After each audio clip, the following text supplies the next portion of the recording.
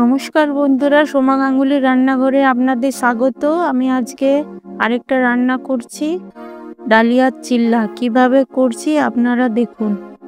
ডালিয়াটা ভিজিয়ে রেখেছি, এরপরে দেখুন মিক্সির মধ্যে দিয়ে দেবো ডালিয়া আর কলাইয়ের ডাল, দুটোই ভিজিয়ে রেখেছি। 2-3 ঘন্টা ভিজালেই হয়ে যায়। এরপরে দেখুন কলাইয়ের ডালটাও দিয়ে দিলাম, আদা লঙ্কাটা দিয়ে দিলাম। এই দেখুন আদাটা কুচিয়ে নিয়েছি।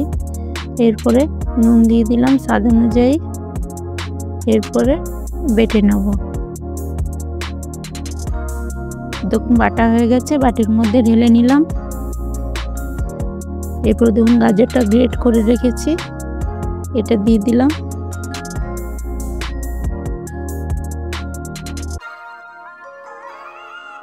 ক্যাপসিকামটা গ্রেট করে রেখেছি, দিয়ে দিলাম।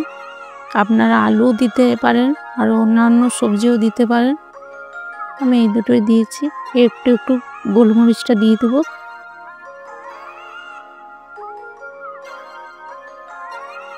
এরপরে বাটির মধ্যে একটু সাদা তেল ঢেলে নিলাম।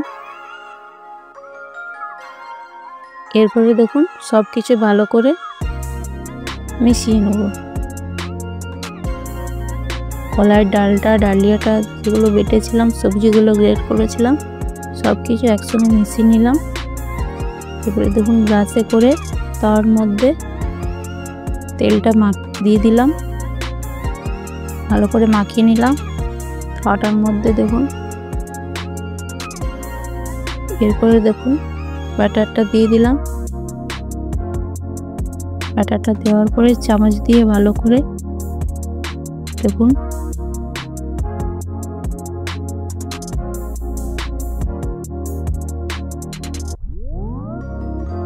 পাতলা করে করে নিচ্ছি, যেমন চিল্লা হয়, চিল্লার মতো।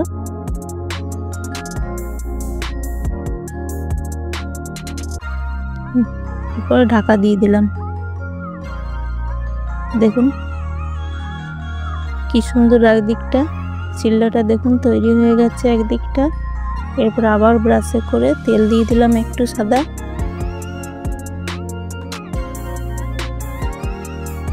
এরপরে দেখুন উল্টে দেব। এটা উপোসের দিনে আপনারা খেতে পারেন, এখন যেমন সোমবার চলছে, সকালের জলখাবারেও খেতে পারেন। এটা খুব সুন্দর হয় খেতে, আপনারা একবার বানিয়ে দেখবেন। এই দেখুন উল্টে দিলাম, কি সুন্দর লাল করে একদিকটা হয়ে গেছে।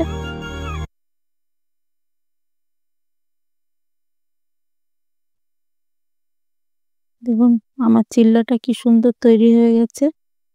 ধন্যবাদ, নমস্কার। আবার আসবো পরের ভিডিও নিয়ে।